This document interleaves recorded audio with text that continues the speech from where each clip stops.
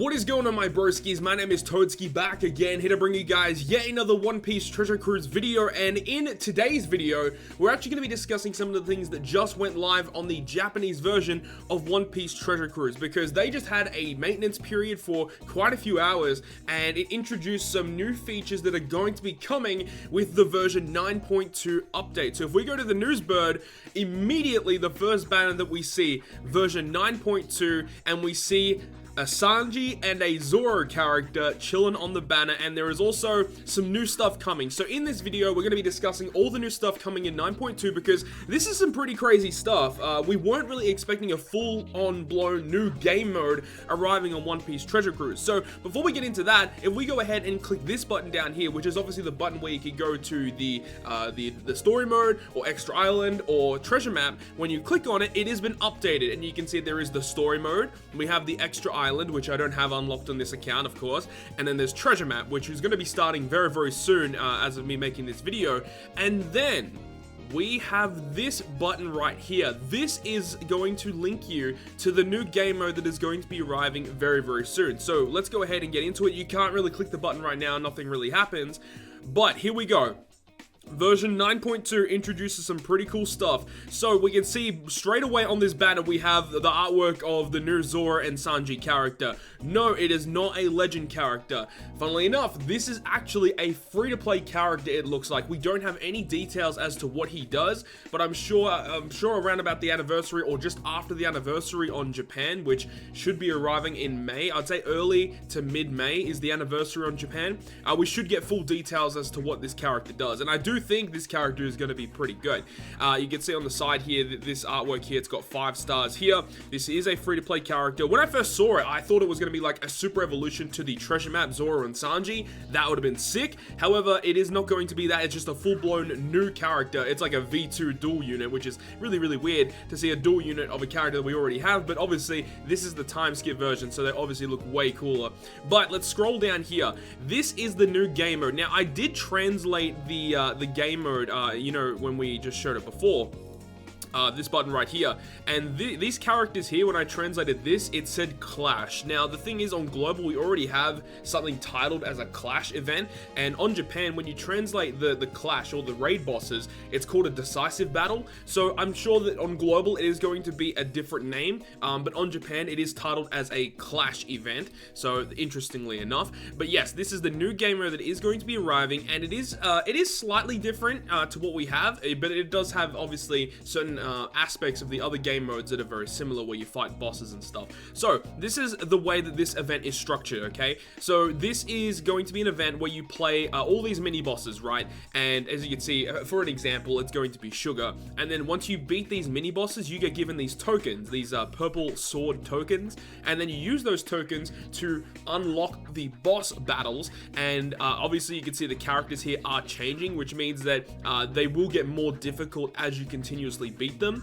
or either you'll have to use more tokens to unlock a more difficult version of that boss. And then obviously when you're beating a more difficult boss, you get better rewards, more like the typical stuff that we know. And then once you beat the boss, which in this example here is going to be Doflamingo, I would assume that for this very first event that's going to be arriving, this will be the case, where the final boss is going to be a Doflamingo and one of the mini bosses is going to be Sugar. And then after you beat the boss, you get given these special tickets, and these special tickets are then used to unlock certain items and rewards from the in-game shop from this new game mode. Now you can see down here, this is advertising the first of these banner characters that is going to be arriving for the new Clash game mode on Japan. Now hopefully we get more information on them soon, because that artwork looks so crispy, dude. Like, it literally looks legend status, aside from the fact it doesn't really have much of a background, but the shading and the art style looks so good on the character.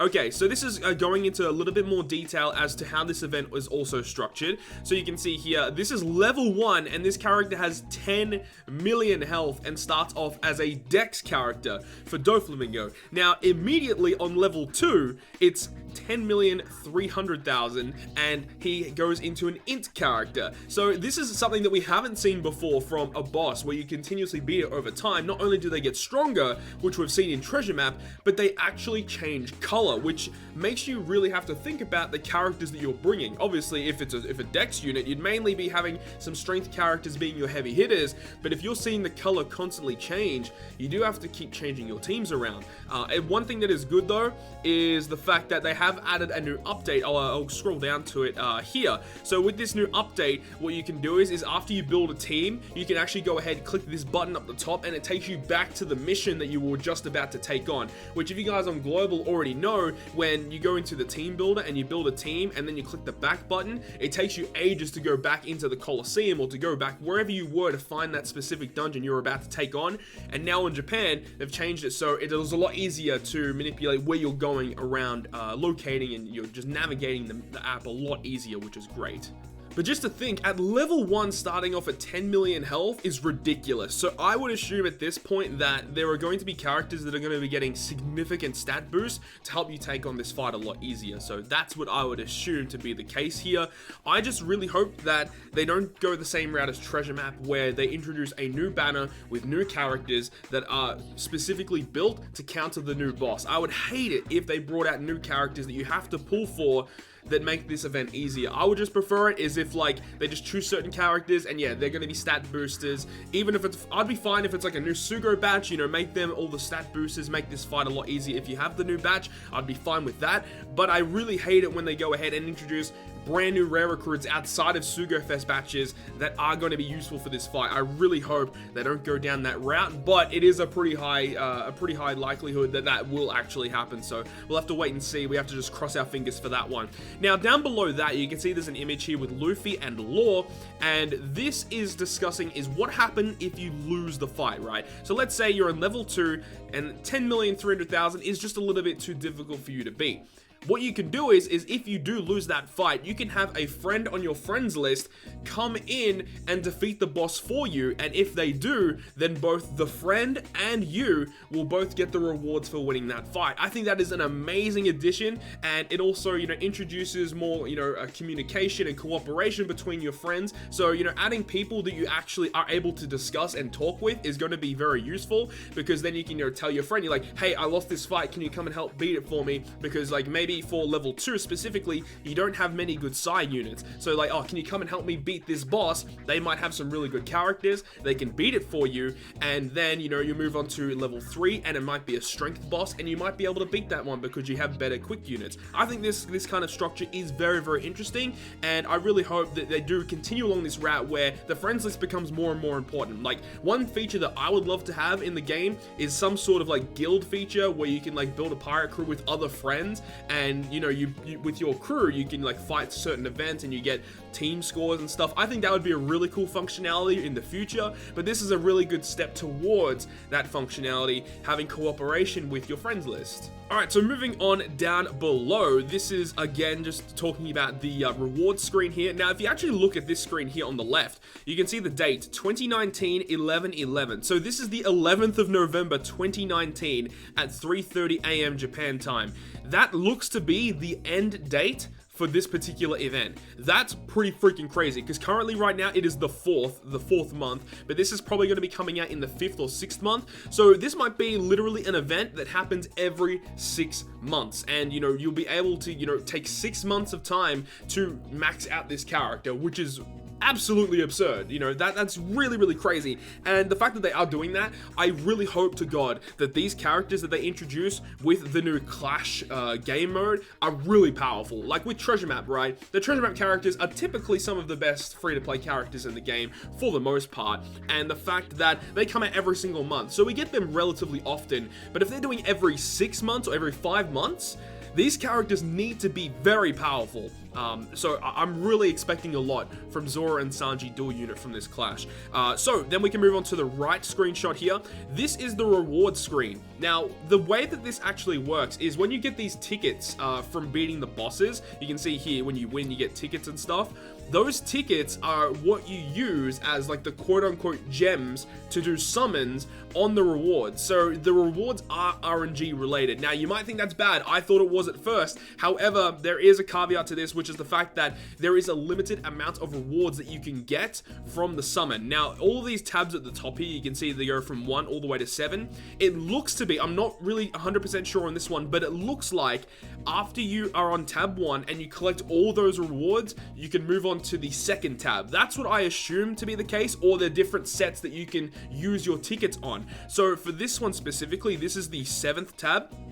And I did translate some of these here. These are all tablets. So you can see it's something tablet times 1, and there are 5 of them inside that pool. So either you choose a pool and you can use your tickets to summon on that specific pool, or it's going to be a step up. You know, you have to go through all different steps to reach the final step. And that's what I would assume. You'd get copies and maybe skill books or limit break materials for these new characters coming out. So really exciting stuff to look forward to. I don't really know what this 20 out of 20 stands for. That could be like, you know, the first tab only has 20 rewards, because you see at the bottom of the 7th tab there's 450. You know, that's really crazy. So I assume that step 1, you know, maybe has only 20 rewards, and then you only need 20 tickets to go ahead and do that. And you can see that there's a single summon, or there is like the 10 multi-summon, and you would use those tickets to summon for those rewards. So really interesting the way that they are structuring this. You know, it just means that, you know, the rewards that you get are going to be, you might get earlier rewards compared to other people. Everyone's going to be getting the same rewards, but it's just the order that you get them will be slightly different to everyone else. And right below that, it actually has a little bit of information regarding the treasure map. So when the new treasure map that's going to be coming out, when you place in a certain ranking, you get given a badge. Now, there is no full details about this. It just says you get given a badge. I'm not really too sure if this is only displayed in the treasure map ranking screen, or is that after the treasure map, whatever you placed in, you get a badge as a title. I think that would be wicked, because, you know, when you're going through your friends list, you can see the highest rank that your friends have achieved. I think that would be an amazing addition, because currently we have the bounties from the ranking missions, and those are like pretty mediocre. No one really cares about the bounty all that much. But if they add badges for ranking in a certain position in treasure map, and you can see them when you're like selecting a friend or looking through your friends list, that would be a really cool addition to the game. Also, something else minor as well, we can actually go ahead and show this right now. There actually is a new way to filter through characters. So we already have this one here where you can search through a certain category, whether it be favorites, attack stat, rarity, super evolution, etc., limit break. And you have this tab here where you can choose through certain colors and certain classes. There is something else here as well. This allows you to search through certain effects of characters, and like hypothetically, if you want a character that can deal fixed damage to a certain character, you can filter through that on one of these selections, and then those characters will show up. So this is a fantastic addition, as it means that you can filter through your characters directly in your game without having to go to the database specifically. However, some people on Discord were already saying that some of the characters placed in certain categories are like placed in the wrong category basically, or they're not really correctly categorized. So I'm not really too certain about that. I don't really know how to read Japanese, so I can't really go through these with you guys. And also this account doesn't have many characters on it, so I don't think it would be that useful to go through it. But it is a nice addition that they've gone ahead and done that.